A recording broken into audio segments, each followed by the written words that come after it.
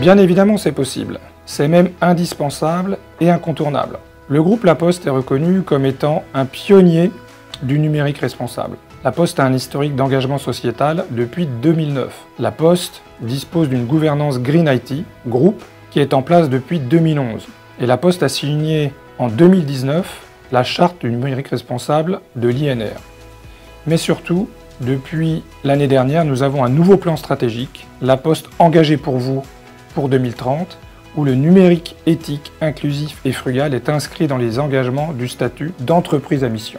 Le centre de services mutualisé SI, en charge de cette gouvernance, a été labellisé numérique responsable en janvier 2022, prouvant ainsi que nous avons non seulement acquis une certaine maturité dans notre gouvernance et nos métiers, mais que nous pouvons encore nous améliorer. Le numérique responsable est justement une démarche d'amélioration continue.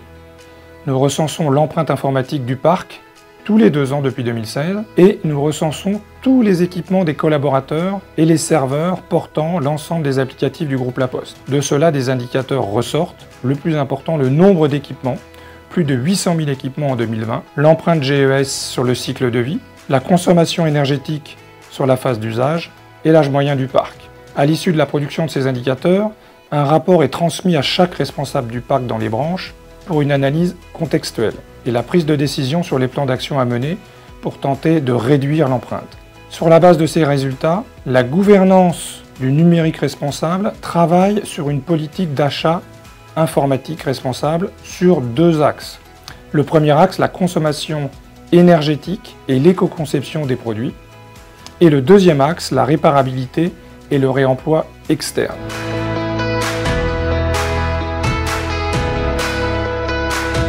Faire du numérique responsable aujourd'hui ne veut pas dire être un amiche et se passer du numérique. C'est au contraire faire du numérique, particulièrement pour une direction des systèmes d'information.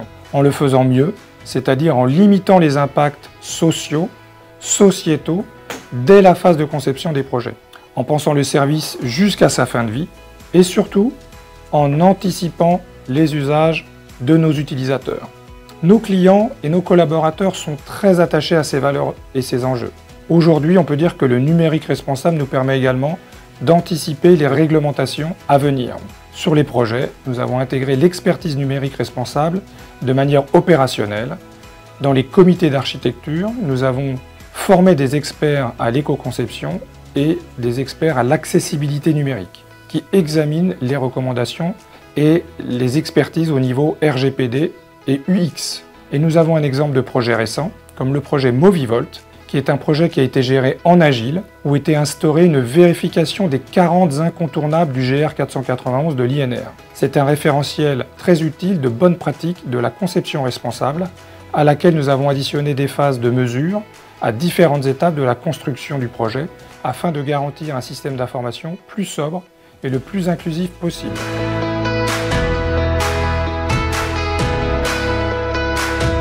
Le numérique responsable implique la prise en compte de toutes les parties prenantes dans les projets, que ce soit les architectures, les prescripteurs, les acheteurs, les coachs agiles, les concepteurs, les product owners, mais bien évidemment aussi nos clients et nos utilisateurs.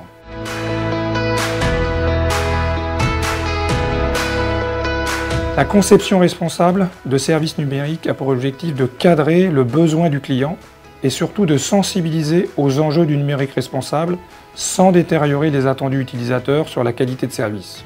Un applicatif est frugal et inclusif s'il élimine toutes les fonctionnalités superflues et permet une navigation par les outils d'assistance sans toucher à l'ergonomie de l'interface.